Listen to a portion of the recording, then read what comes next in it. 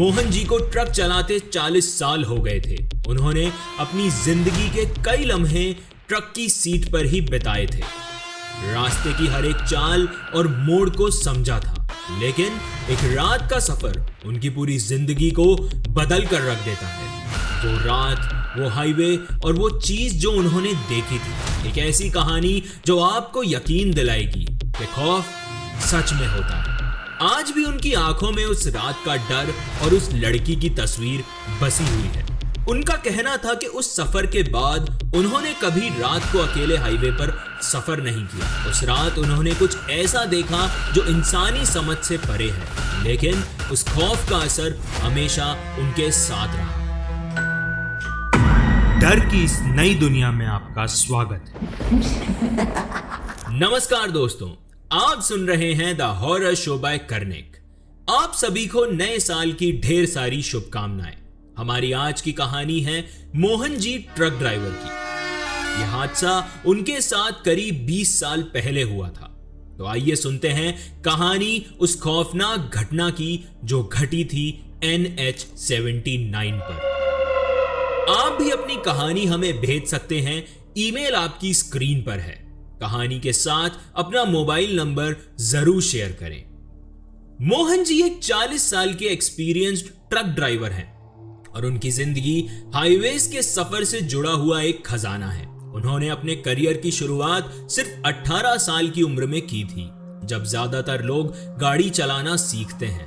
तब मोहन जी ने अपने सपनों का पहला ट्रक चलाया था। तब से लेकर आज 60 के पार होने के बाद भी उनका ट्रक उनका सबसे वफादार साथी बना हुआ है। उन्होंने भारत के लगभग हर प्रदेश और रास्ते पर अपने ट्रक के फिंगरप्रिंट्स छोड़े हुए हैं। लेह लद्दाख की ऊंची और खतरनाक घाटी, जहां ऑक्सीजन की कमी और बर्फ से सफर एक चुनौती बन जाता है। राजस्थान के रेतीले सुनसान रास्ते जो दिन के वक्त भी दिखते हैं जैसे किसी और दुनिया का हिस्सा हो, और मुंबई के भीड़ भरे हाईवेज जहां हर वक्त एक रफ्तार और भीड़ का समंदर होता है। मोहन जी इन सब जगहों पर ट्रक चला चुके हैं। हर हाईवे का एक अलग किस्सा और एक अलग कहानी है उनके पास, और मोहन जी ने इन सब का सामना अपनी हिम्मत और तजुर्बे के साथ किया है। पर एक सफर राजस्थान के किशनगढ़ से महाराष्ट्र के मुंबई तक का उनकी जिंदगी का सबसे अजीब और कभी ना भूलने वाला सफर बन गया। उन्होंने हमारे साथ शेयर किया कि इस रूट पर NH 79 यानी कि खूनी हाईवे और NH 66 का रास्ता लिया था, दो ऐसे हाईवेज जो अपने हॉन्टेड इंसिडेंट्स के लिए मशहूर हैं। मोहन जी के लिए यह सफर एक सिंपल जर्नी होना चाहिए था, लेकिन जो कुछ उस रात उन्होंने देखा और महसूस किया, उसने उनकी जिंदगी की सोच को हमेशा के लिए बदल दिया। शाम का वक्त था, सूरज ढल चुका था और आसमान में काले बादल छा गए थे, जैसे किसी तूफान का संदेश हो। मौसम में एक अजीब सी ठंडक थी, जो सिर्फ सर्द हवा की वजह से नहीं बल्कि एक अनजानी घबराहट से भी महसूस हो रही थी। मोहन सिंह जी ने अपने ट्रक के इंजन को रेव किया और किशनगढ़ से शिपमेंट लेकर अपनी मंजिल की तरफ निकल पड़े। रास्ता काफी लंबा था और NH 79 के अलावा उन्हें NH 66 भी क्रॉस करना था। एक ऐसा सफर जिसमें रात का अंधेरा और सुनसान हाईवे उनके एकमात्र साथी थे। हाईवे एकदम खामोश था, ना कोई दूसरा व्हीकल, ना कोई चलती हुई लाइट, बस उनके ट्रक के इंजन की आवाज और हेडलाइट्स का उजाला था। मोहन जी की आदत थी रेडियो सुनते सुनते ट्रक चलाने की। उन्होंने एक स्टेशन ट्यून किया और जहां पुरानी गजलें चल रही थी, गजल के अल्फाज उनकी थकान को कम कर रहे थे, पर उनका मन फिर भी आसपास के अजीब माहौल की वजह से बेचैन लग रहा था। कुछ ही देर में NH 79 के एक छोटे से शहर का इलाका शुरू हो गया। शहर काफी छोटा था, बस कुछ और घर और एक पुरानी मार्केट। जैसे ही उन्होंने उस एरिया को पार किया और हाईवे का सुनसान हिस्सा शुरू हुआ, उनकी नजर एक अजीब चीज पर पड़ी। रास्ते के किनारे 13-14 साल की एक छोटी सी लड़की खड़ी थी। उसने सफेद दुपट्टा पहना था जो हवा में धीरे धीरे उड़ रहा था। लड़की बिल्कुल चुपचाप थी, लेकिन जैसे ही मोहन जी का ट्रक उसके करीब आया, उसने एक हाथ उठाकर उन्हें रोकने की कोशिश की। आपको यह सुन के यकीन नहीं होगा, पर मोहन जी के साथ यह सचमुच हुआ था। मोहन जी एक पल के लिए ट्रक के अंदर ही सहम गए। रात के वक्त हाईवे पे अकेली लड़की। उन्होंने साइड व्यू मिरर से एक बार फिर देखा और लड़की अब भी वहीं खड़ी थी, बिल्कुल बेचैन और थोड़ी सी घबराती हुई लग रही थी। उनके मन ने एक पल के लिए कहा कि ट्रक रोककर पूछें कि उस लड़की को क्या जरूरत है, लेकिन तुरंत उन्होंने अपने आप को समझाया कि अक्सर हाईवे पे चलती रातों में ये चीजें देखने को मिलती हैं, कभी लुटेरे, कभी मुसीबत और कभी कुछ और। उन्होंने स्टीयरिंग व्हील को और जोर से पकड़ा और ट्रक की स्पीड बढ़ा दी। ऐसे रास्ते पर रुको तो कभी कभी मुसीबत बन जाती है, उन्होंने अपने मन में सोचा और अपनी जर्नी पे ध्यान देने लगे। पर उनका मन उस लड़की के बारे में सोचने से खुद को रोक ही नहीं पा रहा था। साइड व्यू मिरर में एक पल के लिए उन्होंने देखा कि लड़की अब भी वहीं खड़ी थी, बिल्कुल वैसे ही, बिना हिले डुले। मोहन जी ने ट्रक की हेडलाइट्स और रेडियो के साथ अपने मन को शांत रखने की कोशिश की, पर वो पहला सिग्नल था कि यह रात कुछ अलग होने वाली थी। पर जैसे ही उन्होंने उस लड़की को पीछे छोड़ा, कुछ अजीब होने लगा। मोहन जी का ध्यान आगे वाले रास्ते पर था, लेकिन एक अनजानी घबराहट उनके दिल में घुल रही थी।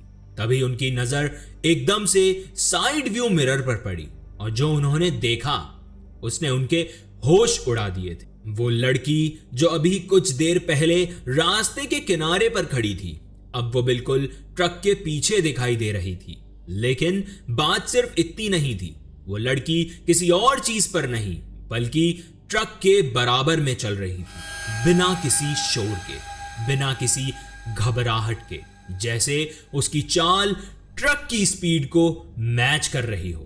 आप सोच नहीं सकते, यहां पे मोहन जी का ट्रक चल रहा था और उसी के बराबर में वो लड़की बिल्कुल शांत और ट्रक की स्पीड को मैच कर रही थी। वो हादसा, वो घटना मोहन जी की आंखों में आज भी बसी हुई है। मोहन जी ने एकदम से ट्रक के ब्रेक लगाए और ट्रक एक जोर के झटके के साथ रुक गया। उनका दिल तेजी से धड़क रहा था, कुछ सोचने का टाइम ही नहीं था। वो तुरंत ट्रक से नीचे उतरे और इधर उधर देखने लगे और अपने मन में सोचने लगे कि क्या मैंने गलत देखा या फिर जो मैंने देखा क्या वो सच था। लेकिन वो जितना भी इधर उधर देखते, उन्हें कुछ दिखाई नहीं दिया। हाईवे एकदम सुनसान था, हवा ठंडी चल रही थी और सिर्फ ट्रक के इंजन की आवाज उन्हें याद दिला रही थी कि वो अभी भी जिंदा है। पर वो लड़की, उसका तो कहीं नामो निशान नहीं था। मोहन जी ने ट्रक के पीछे जाकर देखा, हेडलाइट्स की रोशनी में पूरा एरिया चेक किया, अपने ट्रक से एक फ्लैशलाइट निकाल के ट्रक के नीचे चेक किया, लेकिन वहां बस एक खाली रास्ता था और सिर्फ रात का अंधेरा। उनके मन में डर का एक अजीब सा एहसास उमड़ रहा था। क्या यह मेरा वहम था? उन्होंने अपने आप से पूछा। सफर के सालों में उन्होंने कई अजीब चीजें देखी थी, पर इस बार उन्हें लगा कि शायद वो थकावट की वजह से कुछ गलत देख रहे हैं। उन्होंने एक गहरी सांस ली और ट्रक के केबिन में वापस बैठे और अपना सफर शुरू कर दिया। लेकिन तब तक कुछ बदल चुका था। जो खामोशी पहले उन्हें शांति देती थी, अब वही उन्हें बेचैन कर रही थी।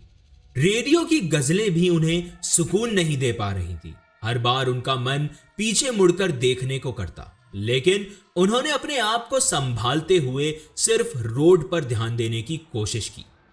फिर भी उनके दिल ना जाने क्यों यह कह रहा था कि वो लड़की अब भी उन्हें देख रही है, किसी कोने से या कहें ट्रक के केबिन से। अगर आप कहानी में यहां तक पहुंच गए हैं तो इसका मतलब है कि यह कहानी आपको पसंद आ रही है। तो अभी के अभी चैनल को सब्सक्राइब करें, एपिसोड को लाइक करें और अपना फीडबैक कमेंट्स में जरूर शेयर करें। NH-66 के रास्ते में मोहन जी को एक पुराना ढाबा दिखाई दिया। ढाबा थोड़ा पुराना था, टूटी फूटी बेंचेस और एक छोटी सी चाय का काउंटर जहां एक बुजुर्ग आदमी स्टोव पर चाय बना रहा था। थकावट और घबराहट से उन्होंने ट्रक रोका और चाय पीने के लिए नीचे उतर गए। जैसे ही उन्होंने काउंटर से अपना कप उठाया, उनकी नजर एक ड्राइवर पर पड़ी जो एक कोने में बेंच पर बैठा हुआ था। उसका चेहरा पहले ही पीला पड़ा हुआ था, जैसे उसने कुछ डरावना देखा हो। मोहन जी को लगा कि शायद सफर की थकावट उस आदमी को परेशान कर रही है, लेकिन फिर उसने मोहन जी से बात करना शुरू किया। ड्राइवर ने उनसे पूछा कि आप NH-66 के रास्ते पर जा रहे हो? मोहन जी ने सर हिलाकर हां कहा और कप से एक सिप ली। तभी उस ड्राइवर ने एक अजीब बात कही, रात के समय मत जाना भाई, यहां अजीब चीजें होती हैं। लोग कहते हैं कि यह रास्ता काली आत्माओं से भरा है। मोहन जी हंस दिए। उन्होंने सोचा कि यह बस एक और पुरानी कहानी होगी जो लोग अपनी घबराहट शांत करने के लिए बनाते हैं। और वो बोले कि अरे यार, हम तो 40 साल से सफर कर रहे हैं, सब सुना है और सब देखा है, ये सब मजाक है। उन्होंने ये जवाब बहुत कैजुअली दिया, जैसे उन्हें इन सब चीजों से फर्क ही नहीं पड़ता। लेकिन जब मोहन जी ने उसे अपना एक्सपीरियंस का जिक्र किया और बताया कि उन्होंने NH-79 पे एक छोटी बच्ची को देखा था, तो वो ड्राइवर एकदम से चुप हो गया। उसका चेहरा और ज्यादा पीला पड़ गया, जैसे उसने किसी डरावने राज को सुन लिया हो। धीरे से उसने कहा, वो बच्ची यहां भी देखी गई है, कभी NH-79 पे तो कभी NH-66 पे, लेकिन उसे मिलने वाले लोग कभी एक जैसे नहीं रहते। वो बोले, अरे बस कर सरदार, बकवास कर रहा है। चाय खत्म करके वो फिर से अपने ट्रक में बैठे और NH-66 के सफर पर निकल पड़े। लेकिन ये सफर पहले जैसा नहीं था। रात का अंधेरा अब ज्यादा गहरा लग रहा था और मोहन जी के मन में एक अजीब सा डर महसूस हो रहा था। थोड़ी दूर जाने के बाद ट्रक की हेडलाइट्स अचानक ब्लिंक करने लगी। पहले एक पल के लिए रोशनी बंद होती, फिर वापस जलती। मोहन जी ने सोचा कि शायद बैटरी में कुछ दिक्कत है, लेकिन एक एक्सपीरियंस्ड ड्राइवर होने के नाते उन्हें यह अजीब लगा, क्योंकि अब तक ट्रक बिल्कुल सही चल रहा था। उसके बाद रेडियो भी अपने आप बंद हो गया। पहले एक हल्की सी स्टैटिक नॉइज आई, फिर एकदम से साइलेंस छा गया।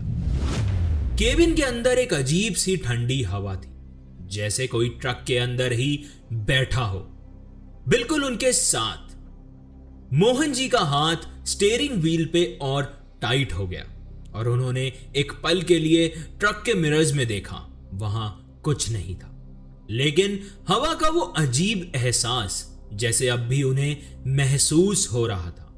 रास्ता अब और भी सुनसान हो चुका था।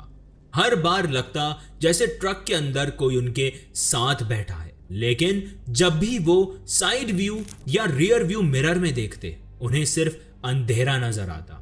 सफर अब एक मंजिल तक पहुंचने का नहीं, बल्कि एक अजीब सी लड़ाई लगने लगा। एक लड़ाई उन डरावनी चीजों से जो दिखाई नहीं देती पर हर जगह महसूस होती हैं। और ये सिर्फ शुरुआत थी। मोहन जी को अब समझ नहीं आ रहा था कि NH-66 के रास्ते के अंदर वो कौन सी मंजिल तक पहुंच रहे हैं, मुंबई या फिर कुछ और। सबसे बड़ी बात तो तब हुई जब मोहन जी ने एक नैरो टर्न के पास उन्हें स्टीयरिंग व्हील पर एक हाथ महसूस हुआ। उन्हें लगा कि किसी और के हाथ भी स्टीयरिंग व्हील पर है। एक ठंडा सा टच, एक अलग सा प्रेशर, जैसे कोई और उनके साथ स्टीयरिंग कंट्रोल कर रहा हो। पहले तो उन्हें लगा कि शायद वो इतना ज्यादा थक गए हैं कि ये सब उनका वहम है, लेकिन जब क्लियरली महसूस किया तो वो हाथ उनके हाथों के बिल्कुल पास थे। तो एक पल के लिए उनकी सांस रुक गई। मोहन जी ने तुरंत ट्रक को साइड पे लगाया और नीचे उतर गए। उनके पैर कांप रहे थे, अंधेरा ज्यादा गहरा लग रहा था और रोड के आसपास कोई दूसरा ट्रक या गाड़ी भी नहीं थी। पूरा हाईवे एकदम खाली था। बस ट्रक की हेडलाइट्स की रोशनी में एक अजीब सी दहशत महसूस हो रही थी। उन्होंने अपने आसपास देखा पर कुछ दिखाई नहीं दिया। तभी उनकी नजर एक पुराने आदमी पर पड़ी जो उनसे कुछ ही दूर खड़ा था। उसने काले कपड़े पहने हुए थे और उसका चेहरा अंधेरे में ठीक से दिख भी नहीं रहा था। वो धीरे धीरे उस आदमी की तरफ बढ़ने लगे, पर जैसे ही वो आदमी के करीब पहुंचे, एक पल के लिए एक तेज हवा का झोंका आया और वो आदमी एकदम से गायब हो गया। मोहन जी एकदम से रुक गए। उनका दिल ज्यादा जोर से धड़क रहा था। वो वापस ट्रक के पास आए, लेकिन उनका मन काफी बेचैन था। केबिन के अंदर जाके उन्होंने अपनी सीट पर बैठना चाहा, लेकिन तभी उनकी नजर कंडक्टर सीट के नीचे गई। वहां एक सफेद दुपट्टा पड़ा था, बिल्कुल वैसा ही जैसा NH-79 के रास्ते पर उन्होंने उस लड़की को पहने देखा था। उन्होंने वो दुपट्टा उठाया और बोले, ये यहां कैसे आया? उनका दिमाग ये बात को समझने की कोशिश कर रहा था, पर जवाब उन्हें मिल नहीं रहा था। अब ट्रक की खामोशी और कैबिन के अंदर की ठंडी हवा एक अलग ही एहसास दे रही थी, जैसे कोई उनके सफर का साथी बन चुका हो। उस दुपट्टे को देखने के बाद उन्हें यह समझ आ चुका था कि यह कोई मामूली चीज नहीं है, यह प्रेत आत्मा का चक्कर है। मोहन जी ने अपना सफर किसी तरह खत्म किया, लेकिन उस रात की तस्वीरें उनके जहन में बस चुकी थी। जब वो मुंबई पोर्ट पहुंचे और शिपमेंट अनलोड करने लगे, तो उनका मन अब भी उन्होंने जो देखा था उसी के बारे में सोच रहा था। वहां एक वर्कर से उन्होंने वो सब शेयर किया। वर्कर ने उनका चेहरा देखा और कहा कि ये NH-79 की वो लड़की थी साहब, जो एक ट्रक एक्सीडेंट में मारी गई थी। लोग कहते हैं कि उसकी आत्मा वहीं भटकती है, रात के सफर करते लोगों के साथ ये अजीब हादसे करती है। मोहन जी का दिल अब और ज्यादा तेज धड़क रहा था। वो चुपचाप अपने ट्रक के पास वापस आए। ट्रक में बैठते ही उन्होंने स्टीयरिंग व्हील के नीचे कुछ अलग महसूस किया। नीचे झुके तो वो दंग रह गए। वहां एक कपड़ा था, लेकिन वो कपड़ा खून से लथपथ था। उन्होंने उसे छूने की हिम्मत तक नहीं की, बस एक पल के लिए ट्रक से दूर हो गए। फिर जब वो शिपमेंट अनलोड करके खाना खाने के लिए एक ढाबे की तरफ गए, तो उन्हें ड्राइवर केबिन के पीछे वाली कंडक्टर सीट की तरफ एक परछाई बैठी हुई दिखाई।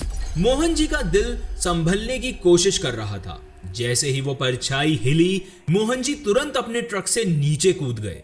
वो अपना ट्रक उसी रास्ते में छोड़ पैदल बस स्टैंड तक भागते हुए गए और बस पकड़ के अपने घर चले गए। उस रात के बाद मोहन जी ने एक बात दिमाग में बैठा ली थी कि वो कभी रात के सफर में बिना वजह रुका नहीं करेंगे। लेकिन सबसे अजीब बात उनके लिए तब हुई जब वो अपने घर लौटने के लिए बस में सफर कर रहे थे, तो उन्हें बस में किसी बच्चे के हंसने की आवाज सुनाई दी। उन्होंने बस भगवान का नाम लेकर वो सफर जैसे तैसे खत्म कर लिया। वो अपने घर पहुंचे और जब अपनी बीवी को पूरी वारदात बताई, तो उन लोगों ने अगले ही दिन एक पूजा करवाई और तब से उनके साथ फिर कभी ऐसा कोई हादसा नहीं हुआ। मोहन जी का कहना था कि मुझे अब भी लगता है वो सफेद दुपट्टा और उस लड़की की तस्वीरें मेरी जिंदगी का हिस्सा बन चुकी हैं। आप कभी NH-79 या NH-66 पर सफर करें तो संभल के, ये रास्ते जिंदा लोगों के लिए नहीं है। ये बात कहकर मोहन जी खामोश हो गए, लेकिन उनकी आंखों का डर और उनके कपकपाते शब्द सब कुछ बयां कर रहे थे। मोहन जी की कहानी सुन के मेरा भी दिल घबरा गया। इतने एक्सपीरियंस्ड आदमी अगर इतने डरे हुए हैं तो कुछ तो है इन हाईवेज में। मैं सोचने लगा कि जब एक इंसान जो अपनी जिंदगी के 40 साल हाईवे पे गुजार चुका हो, जो हर टाइप के रास्ते, हर किस्म के सफर से गुजरा हो, अगर वो इतना डर महसूस कर रहा है तो उसमें कुछ तो गहराई जरूर है। क्या ये सच है या सिर्फ उनका इमेजिनेशन था, ये तो मैं नहीं जानता, पर मोहन जी की कहानी ने मुझे एक बात जरूर सिखाई कि रात और रास्ता कभी मजाक नहीं करते। अभी कुछ दिन पहले ही मैं NH79 से गुजरा था, पर अब मैं NH79 या 66 के बारे में सोचता हूं तो कुछ अजीब सा महसूस होता है। वो जो कपड़ा खून से लथपथ ट्रक के नीचे पड़ा था, या जो परछाई उन्होंने अपने ट्रक की कंडक्टर सीट के पास देखी थी, वो सब चीजें मेरे जहन से कभी नहीं जाएंगी। अगर आप कभी इस रास्ते से गुजरें तो मेरे हिसाब से ध्यान रखिए, क्योंकि किसी भी लंबी रात की तन्हाई में कोई ना कोई राज छुपा होता है जो समझ नहीं आता। अगर आपके पास भी कोई दिलचस्प कहानी है या फिर कोई किस्सा है तो उसे जरूर मेरे साथ शेयर करें। ईमेल आईडी आपकी स्क्रीन पर है, बस अपने शब्दों में लिखिए और भेज दीजिए। कहानी के साथ अपना कॉन्टैक्ट नंबर जरूर शेयर करें। भूत प्रेत और हॉरर की इस रोमांचक जर्नी में हमारे साथ बने रहिए। मैं जल्द ही वापस लौटूंगा एक और नए हॉरर और एक और अनोखी कहानी के साथ। अगर आप ये कहानी स्पॉटिफाई पे सुन रहे हैं तो चैनल को फॉलो करना ना भूलें, और अगर आप ये कहानी YouTube पर देख रहे हैं तो चैनल को सब्सक्राइब जरूर करें ताकि कोई कहानी पीछे ना छूट जाए। धन्यवाद। आप सुन रहे थे the horror show by Karnik.